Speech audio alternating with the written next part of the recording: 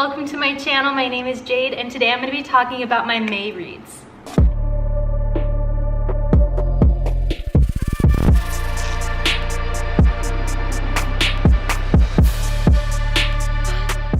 Now, I just did my announcement video announcing that I am living in Turkey and I don't have all of my stuff. If you saw that video, then you would know, but all of my precious books are being shipped to me. I have some books here that I brought in March or that I packed my suitcase with. A flight attendant actually got after me for my carry-on being so heavy.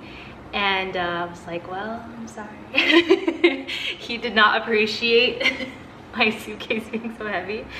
But that being said, I tried to bring as many books as I possibly could. I left my makeup, I left clothes to bring books, which is crazy.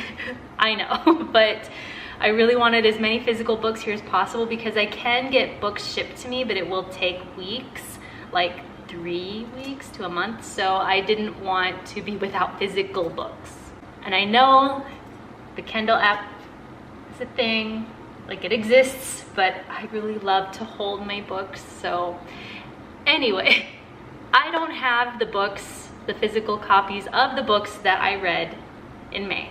They're being shipped to me. I thought it'd be really silly to bring those books for the video instead of bringing new books that I haven't read. So I have my laptop here and I'm gonna put like a picture of the books somewhere on the screen.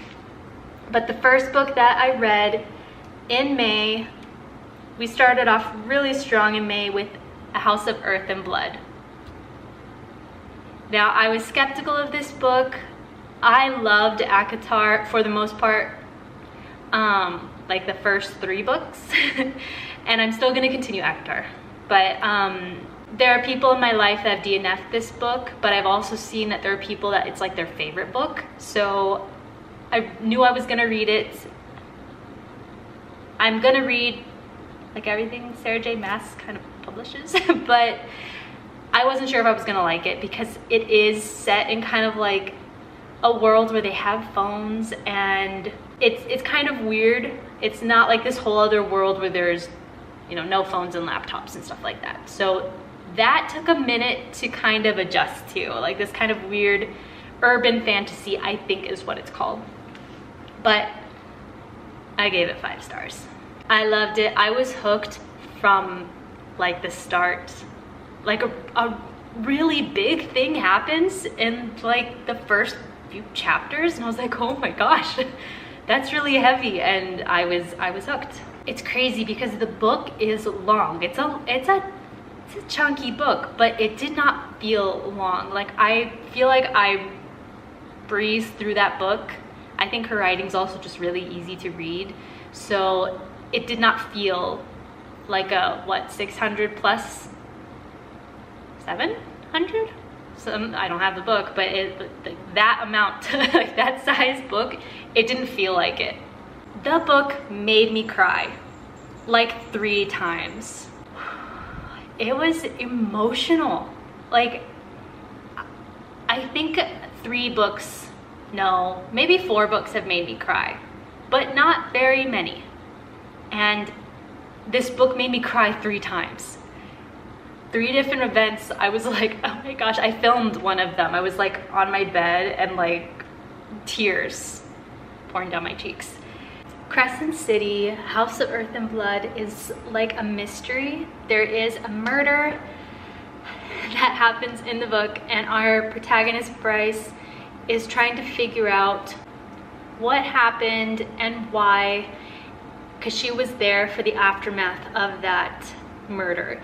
And she's working with the police of Crescent City, who are the Angels, that we really like. Bryce takes time to like, but we like our other character from the get-go. There's also this ancient relic that is somehow tied into the murder, and we want to know why, like how are they connected, and there's like evil that's kind of springing up in the city, and so it's all, they're trying to figure out what ties all of this together. And it is also, you know, a love story as well, and it's just really exciting. There wasn't a dull moment, I feel, in this book. Sarah J. Maas really makes us feel for her characters. Like, we fall in love with her characters, and she makes, like, her stories are very fast-paced and exciting, and that's what I really loved about the book. And the world building, you know, it's larger than ACOTAR. Like, there's a lot of details and stuff that kind of just like goes over your head, but I think it's supposed to kind of,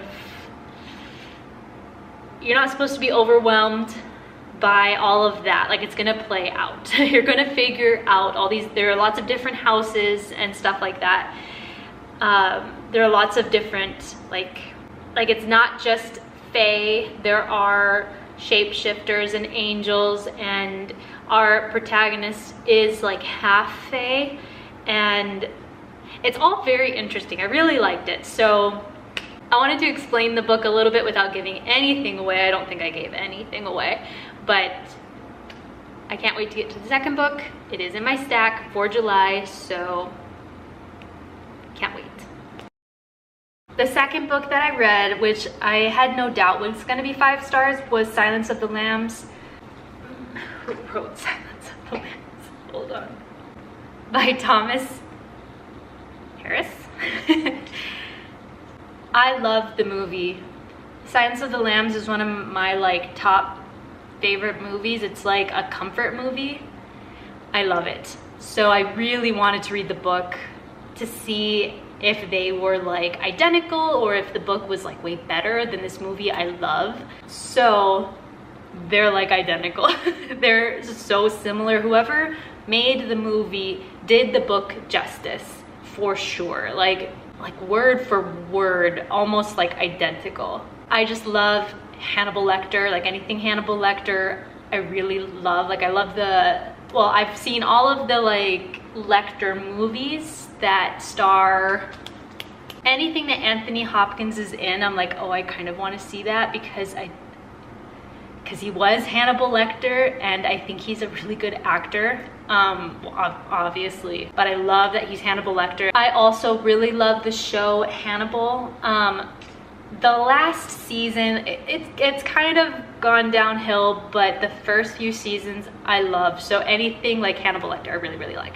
So I love the book. I'm so happy to have that in my collection, and yeah, it was 5 stars. The next book that I read was a classic. I read Fahrenheit 451. I think it's great to read contemporary books. I love contemporary books. I also think that just as a reader, I want to be well-rounded. I want to read backlist books. I want to read nonfiction. I want to also read classics, the ones that are more difficult to understand, that sometimes I feel have like way more meaning and can be a harder read. Personally, I know that there are people that just love classics and like that's what they read. When I read classics, I'm kind of like, okay, I have to kind of, like with this book, the meaning, you understand it, but I wanted to like kind of dive deeper into it because I know that there are lots of messages being addressed in this book, and sometimes the language is hard to understand in classics. So there were times that I did a little bit of research when reading this book. It is such a thin book, and I know it's a book that like kids read in school, and I wanted to read it. I know that there are books that you like should read. If you're a reader, there are books that you need to read, and I know that that's one of them. So I tried to read it. I'm gonna like look down for a second. I tried to read it a few years ago, and this was before ACOTAR, before I got into reading again. Like ACOTAR is like I think for a lot of people, the like starting point of like getting back into reading. And I was like trying to find a book to read. They were like really close together, like trying to read that and then picking up A Court of Thorns and Roses. And like I said, the language is kind of difficult, and I was just like, I don't really understand what's going on, so I put it down. But I kept it because I knew I wanted to read it. And this time around, I enjoyed it so much more. I gave it 4 stars. I can't say that it's my favorite book of all time. I did like it, but in my personal opinion, it's not a 5. And I think it's just because it can be kind of difficult to read. It's the language, like Old English. But I did appreciate like the symbolism, the meaning, all of the like the message of the book. I really enjoyed. Now, Fahrenheit 451, I know so many people have already read this classic, and I think even just the cover kind of tells you what the book is about. It is about burning books. It is a dystopian book set in the future, and books are banned, and we're following a fireman named Guy. But in this future, firemen cause fires, and it's even like a part of the book where someone kind of asks him, like, or tells him, you know, in the past firemen used to put out fires. It used to be very different, but firemen, they go and burn books because books are illegal. And there are so many messages in this book, and I'm sure a bunch of them went over my head. It's so jam-packed with like and again, this is like all my own opinion, but so many messages in this book. But the main message is knowledge and individuality versus ignorance and conformity. So it's like technology is kind of taking over homes in a sense. Like in the book, walls are like huge TVs, and that's how people socialize, and that's what they like. That's what his wife like does all day, is like in this like room with all these screens. They're just consuming what society is telling them. Books are illegal, and our protagonist decides that he wants to steal some of these books because his eyes are being opened to his kind of meaningless life with his wife that is also very blind. Like, he kind of realizes that they got married because that's what everyone does, and they're unhappy and just kind of living this very robotic life without, you know, asking big questions like, what's the meaning of life? What's religion? Nature, why are we doing this? Why are books banned? And so we see his eyes being open, and that puts him in danger. And it's very interesting. I love, like I said, the message of it. The end of the book kind of made me feel a little emotional. I didn't cry, but you know, the importance of books and learning from books, and there, you know, people in this book put their lives in danger to like save the word, to save books, and to keep that knowledge for future generations, because they know the importance of books and finding your individuality and not just conforming to society and being tied to a screen. So it's so interesting, and like I said, I'm sure so much of it I still didn't understand, and I am still diving into this book. Like I want to really understand it, but that's kind of the general idea of the book. But that's kind of the idea of the book, which, like, I kind of knew going into it, like, that it was going to be about, you know, burning books, and I'm sure the importance of books. But when you read it, there's so much more in there, and it is, I think, a really good book to read. So I did give it 4 stars. Now, had it been maybe just a little easier to read, or, you know, like the Old English stuff like that, I might have given it 5 stars, but I really did enjoy it. The next book I read was awful. I went from a classic to like such a bad book.